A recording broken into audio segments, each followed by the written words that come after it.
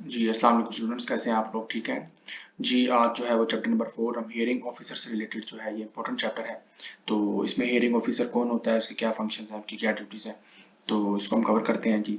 Section number 16 hearing officer.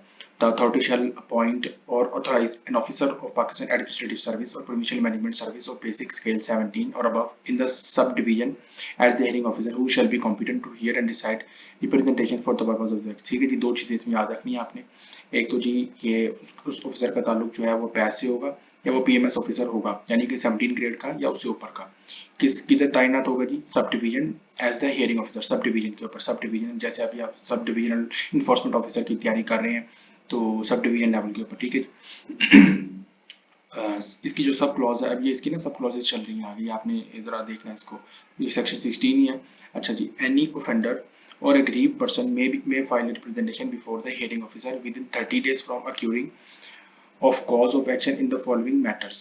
ठीक है जी, कोई भी बंदा जो है, कोई भी ऑफेंडर है या कोई बंदा है जिसके वो क्या कर सकता है, जिसके खिलाफ कोई एक्शन लिया गया है, इन्फोर्समेंट ऑफिसर ने लिया है, तो वो क्या कर सकता है जी? वो हियरिंग ऑफिसर के सामने 30 दिनों के अंदर अंदर जो है, जो भी उसके खिलाफ एक्शन हुआ है 30 दिनों के अंदर अंदर, जिस दिन एक्शन लिया गया है उससे लेकर 30 दिनों के अंदर अंदर वो हियरिंग ऑफिसर के सामने जो है वो अपनी रिप्रेजेंटेशन फाइल कर सकता है। ठीक है, कि ये उसके साथ ज्यादती हुई है या ये ऐसे नहीं था, जो भी मामला था। तो अब देखते हैं जी किन किन मैटर्स के अंदर, यानी फॉलोइंग मैटर्स, कौन कौन से मैटर्स हैं कि जहाँ पे वो हियरिंग ऑफिसर के सामने जाएगा 30 दिनों के अंदर अंदर। एक तो ये कि जी जो fine impose by the enforcement officer, fine से रिलेटेड इन्फोर्समेंट ऑफिसर ने को फाइन किया है उसको। कॉन्फिस्केशन ऑफ आर्टिकल्स, कार्स और व्हीकल, कोई उसके सामान वगैरह, गाड़ियाँ वगैरह कॉन्फिस्केट कर ली हैं। कोई उसकी प्रेमिसेस, दुकान वगैरह को सील कर दिया है, कोई ऐसी चीज़ है जी, बिजनेस है, कोई एरिया है या कोई ऐसी चीज़ है जो इंक्रोचमेंट है, उसको सील किया गया है। रिमूवल ऑफ इंक्रोचमेंट और पब्लिक नुइसेंस, ठीक है जी, कोई इलीगल कोई ऐसा एक्ट है या पब्लिक के लिए कोई मसला क्रिएट कर रहा था, इंक्रोचमेंट है, उसको रिमूव किया गया। और any ancillary matters, ancillary matter का मतलब है जो connected matters arising out of action by the enforcement officer. ठीक है जी, और भी कोई मैटर हो सकता है जो उससे वो अग्रीव्ड हो। Any other matter as may be prescribe, कोई ऐसा मैटर हो सकता है जी। अब आगे बता रहा जी इसकी सब क्लॉज 3। सब क्लॉज 3 में क्या जी? The filing of representation and process of hearing shall be such as may be prescribed. Prescribe rules में किया गया होगा, ठीक है। प्रिस्क्राइब का मतलब होता है कहीं ना कहीं बताया गया है। तो फाइलिंग कैसे होगी, प्रोसेस क्या होगा हियरिंग का। फिर क्या जी? The powers of the hearing officer shall include but are not limited to. अब हियरिंग ऑफिसर की पावर क्या होगी वो देखते हैं जी। हियरिंग ऑफिसर ने क्या करना है जी? हियरिंग ऑफिसर ने जो काम है, हियरिंग ऑफिसर ने जो हियरिंग ऑफिसर की पावर्स हैं वो क्या है जी? वो आप ये देखें जी। एक तो उसने ये काम करना है, determine whether the offence occurred. Hearing officer ने डिटरमिन करना जी क्या वाकई ऑफेंस हुआ है, ठीक है, रूल की कोई वायलेशन हुई है, कोई ऑफेंस अगर हुआ है। Determine whether the fine imposed by enforcement is reasonable with in the limits prescribed under, के इन्फोर्समेंट ऑफिसर ने जो ईओ है उसने कोई फाइन किया है तो क्या वो फाइन रीजनेबल था, ज्यादा तो नहीं कर दिया उसने, ज्यादती तो नहीं कर दी। Impose additional fine upon failure of representation and to recover the same, ठीक है जी। एडिशनल फाइन भी लगा देने हैं कि अगर वो बंदा रिप्रेजेंटेशन फाइल करके अपीयर नहीं होता, ठीक है जी। और refund the fine impose by the enforcement officer in case of successful representation in such manner. और अगर जो है वो ये बात साबित हो जाती है जी कि जो फाइन इम्पोज किया था एनफोर्समेंट ऑफिसर ने, और क्या कहते हैं वो रिफंड रिफंड करना है उसको, ठीक है। Refund the impose fine impose by successful representation का मतलब क्या है? तो पार्टी ने सक्सेसफुली जो अपनी रिप्रेजेंटेशन थी, यानी उसकी जो एग्री जो उसकी क्या कहते हैं ग्रीवेंस थी, यदि मैं मुझे गलत फाइन इम्पोज किया गया, वो सक्सेसफुल हो गई है, ठीक है। यानी वो कामयाब हो गया ये बात साबित करने में कि उसके खिलाफ जो फाइन इम्पोज हुआ था वो ठीक नहीं था, तो फिर वो रिफंड भी करना है, ठीक है जी। Impose fine in case the amount of fine propose by enforcement officer exceeds his pecuniary limits, he has sent to report to the hearing officer in this regard keeping in view of the civil offence. इसमें यह है कि जो fine था जी वो impose करना है वो इन्फोर्समेंट ऑफिसर की जो पिक्यूनियरी लिमिट्स होती है ना, वो पिक्यूनियरी का मतलब होता है पैसे से पैसे के मामला, ठीक है, जो मनी रिलेटेड। अब मनी रिलेटेड का मतलब है कि जो उसकी पिक्यूनियरी लिमिट है ना, जो ये इन्फोर्समेंट ऑफिसर फॉर एग्जांपल अगर 500 रुपये तक का फाइन कर सकता है या 20,000 तक का फाइन कर सकता है, उससे ऊपर का अगर फाइन करना है तो उसके लिए क्या करना है कि उसने हियरिंग ऑफिसर को रिपोर्ट करना है, तो सिवियरिटी ऑफ ऑफेंस को बताएगा, हियरिंग ऑफिसर फाइन करेगा फिर, ठीक है। Determine the enforcement cost, rent और द इंसिलरी कॉस्ट और penalties on to the report of sub divisional sub divisional enforcement officer as may be prescribed. ठीक है जी, कि जी उसने इन्फोर्समेंट कॉस्ट, रेंट और अदर इंसिडेंट कॉस्ट जो है और पेनल्टीज जो है वो उसने डिटरमिन करनी है किसकी रिपोर्ट पर, जो एसडीओ रिपोर्ट करेगा जी। ठीक है जी। Decide about the disposal of confiscated articles और आइटम्स, के जो आर्टिकल्स और आइटम्स कन्फिस्केट किए हैं यानी पकड़ी हैं, जब्त की हुई हैं, तो उनको उनकी डिस्पोजल कैसे होगा उसका फैसला करेगा जी सील प्रेमिसेस का, कि वो आया सील ही रहेंगी या उन्हें खोलना है। Decide about the option of confiscated articles from the sealed premises as may be describe, किस जो कॉन्फिस्केटेड आर्टिकल्स हैं आया उसको ऑक्शन में डालना है, क्या करना है, उसके बारे से भी फैसला देगा। Similarly decide about the matter with regard to encroachment under the act. ठीक है जी, इंक्रोचमेंट से रिलेटेड भी जो मामला है उन पर फैसला करेगा। Decide about the matter section जो क्लॉज के हम कर रहे हैं जी। Decide about the matters with regard to public nuisance and the reasonableness of जो emergency prohibition order issued by the EPO. EPO क्या है जी, इमरजेंसी प्रोहिबिशन ऑर्डर। डेफिनेशन में देखा तो जाके डेफिनेशन में देखिएगा, जो इसकी कंसर्न वीडियो है अपलोडेड है इस चैनल पर डेफिनेशन की। Decide about the matters with regard to public nuisance and the reasonableness of EPO issued by the enforcement officer. ठीक है जी, एक तो वो फैसला करेगा जी जो पब्लिक नुइसेंस से रिलेटेड और जो ईपीओ इशू किया था इन्फोर्समेंट ने, क्या वो ठीक किया था कि नहीं, उसको देखेगा। Similarly issue absolute order in furtherance of an EPO. अब ईपीओ जो है वो ईपीओ जो है वो इन्फोर्समेंट ऑफिसर ने इशू किया, जो कि होता है जी इमरजेंसी प्रोहिबिशन ऑर्डर। ठीक है जी, कि यहाँ पे रोक दिया जाए जी, यहाँ से अभी किसी किस्म का कोई आप ये दुकान नहीं खोल सकते, या जो भी किसी भी मामले से रिलेटेड ईपीओ इशू कर दिया उसने। अब उस पे परमानेंट ऑर्डर जो होता है ना, एब्सोल्यूट ऑर्डर, वो किसने इशू करना है, हियरिंग ऑफिसर ने। ठीक है, याद रखिएगा, issue removal order under the act. तो रिमूवल ऑर्डर भी के फलां चीज को रिमूवल ऑर्डर जो है वो भी इसने इशू करना है जी हियरिंग ऑफिसर ने। और क्या काम करेगा जी, get securities and bonds with और without sureties as may be prescribe. ठीक है जी, सिक्योरिटीज और बॉन्ड्स से रिलेटेड भी वो मामला जो है उसने देखने हैं कि जी कहाँ पे सिक्योरिटी रिक्वायर्ड है किसी भी मामले से रिलेटेड, कि आया नहीं। Analyse the requisition send by the enforcement station, forward the same to the board. ठीक है जी, कि अगर किसी किस्म की रिक्विजिशन रिक्वायर्ड है, को फंड रिक्वायर्ड है, को और एडमिनिस्ट्रेटिव सपोर्ट रिक्वायर्ड है, तो वो एनफोर्समेंट स्टेशन भेजेगा हियरिंग ऑफिसर को, हियरिंग ऑफिसर आगे भेजेगा किसको जी, बोर्ड को। ठीक है जी, कौन सा बोर्ड को जी, जो डिस्ट्रिक्ट लेवल पे बोर्ड है उसकी बात हो रही है। Inspect any site or record, seek reports or summon the attendance of any concerned person. Self-explanatory issues notices to the offender and concerned person under the act or schedule, के notices issue करेगा offenders को और जो भी concerned बंदे हैं इस act में, शेड्यूल लॉ में, उनको।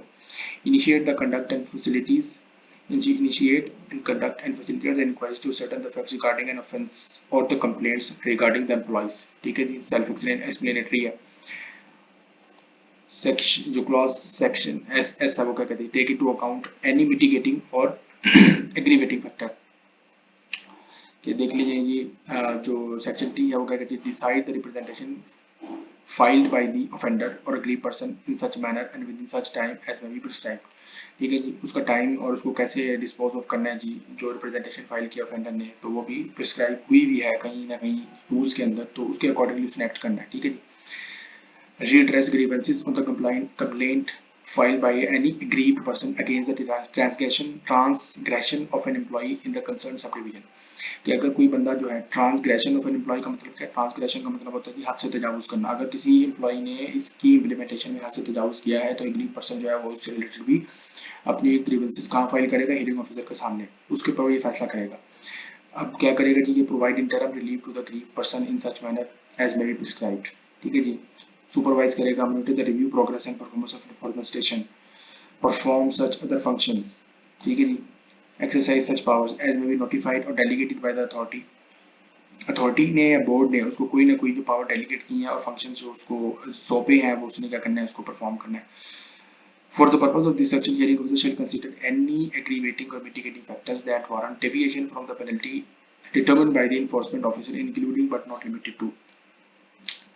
और उसने क्या करना है जी, the gravity and the duration of the offence उसको डिटरमिन करना है। और उसने देखना है जी any efforts made by the offender to correct the offence और मिटिगेट इट्स इंपैक्ट, कि उसने देखना जी हाँ जी ऑफेंस हुआ था तो उसने उसको क्या ठीक किया है, जो ऑफेंडर है, या उसने उसकी कमी उसमें किसी किस्म की जो उसमें कमी लाने के लिए उसने कोई एक्शन लिए हैं ऑफेंडर ने। और adverse impact of the offence of the public जो है देखेगा इस पे, कि जो भी इम्पैक्ट हो रहा है पब्लिक पे वो उसका क्या लेवल है, क्या उसका मैग्नीट्यूड है।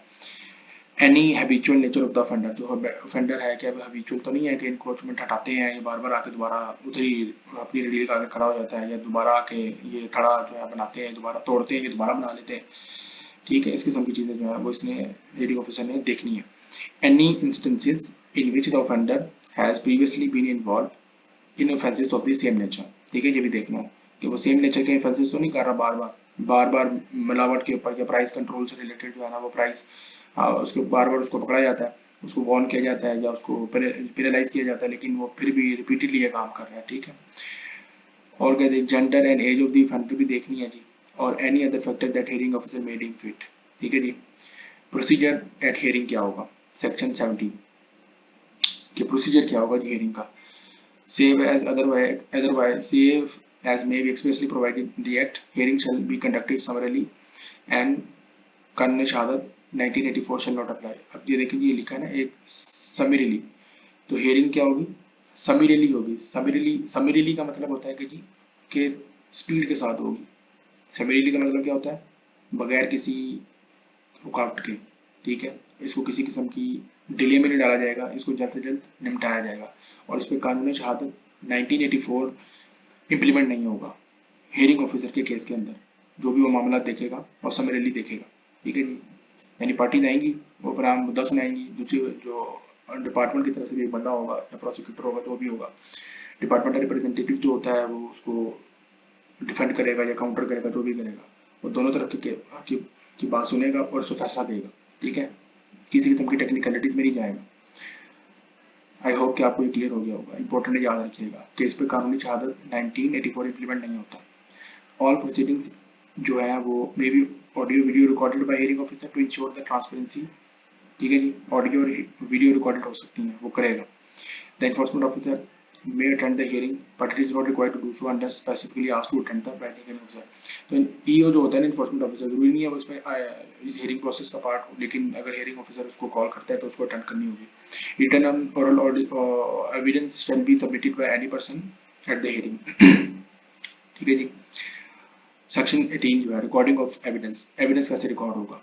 Any evidence any evidence under this act shall be taken on oath or affirmation except as may otherwise be provided be recorded kept and maintained in the prescribed manner। ठीक है जी, कि evidence जो है वो आपने हल्फन जो है ना वो ओथ अफर्मेशन होगी इसके अंदर। ठीक है जी, जो एविडेंस जो भी रिकॉर्ड कराना है आपने, और उसका प्रिस्क्राइब मैनर है एक, उसके अंदर हमने इसको हिसाब से चलना है। ठीक है, ये प्रिस्क्राइब मैनर, प्रिस्क्राइब का वर्ड जो है ना आपको नजर आएगा, यानी प्रिस्क्राइब का मतलब यही होता है कहीं ना कहीं रूल्स में, कानून में कहीं ना कहीं वो चीज़ लिखी हुई है। और सब क्लॉज 2 क्या जी, any document that is required और ऑथराइज्ड टू बी फिल्ड और गिवन और delivered to the hearing officer under this act may be filed given और delivered electronically in the manner as prescribed. ठीक है जी, कोई भी डॉक्यूमेंट, कोई भी चीज़ है वो इलेक्ट्रॉनिकली भी आप एविडेंस जो है वो कोई डॉक्यूमेंट है, कोई भी पीस ऑफ एविडेंस है वो आप इलेक्ट्रॉनिकली भी आप जो है वो भेज सकते हैं। ठीक है, और उसको भी प्रिस्क्राइब किया गया होगा कि वो किस तरह से आपने इलेक्ट्रॉनिकली भेजना है, आपने उसको व्हाट्सअप करना है, आपने ईमेल करना है, कैसे करना है, तो जो कहीं पे रूल्स हैं वो उसमें दिया गया होगा। ठीक है, तो इलेक्ट्रॉनिकली भी एविडेंस को फर्निश किया जा सकता है। तो ये जो है वो हियरिंग ऑफिसर से रिलेटेड है, और जो चैप्टर नंबर 5 है वो स्टैब्लिशमेंट ऑफ इन्फोर्समेंट स्टेशन है उससे रिलेटेड है, तो वो हम नेक्स्ट वीडियो में देखेंगे। तो आई होप कि आपको हियरिंग ऑफिसर की जो हियरिंग ऑफिसर कौन हो सकता है जी, वो PS या PMS ऑफिसर हो सकता है 17 ग्रेड का, या उससे ऊपर का हो सकता है, और जो है वो किस तरह से उसकी क्या ड्यूटीज़ हैं, उसने क्या परफॉर्म करना है काम, और फिर जो है वो हमने इसमें देखा कि जी प्रोसीजर जो है वो क्या होगा हियरिंग का, और फिर हमने देखा कि जो एविडेंस है वो किस तरह से रिकॉर्ड किया जा सकता है। ठीक है जी, नेक्स्ट वीडियो में इंशाल्लाह हम चैप्टर नंबर जो 5 है एस्टैब्लिशमेंट ऑफ इन्फोर्समेंट स्टेशंस को देखेंगे। Thank you.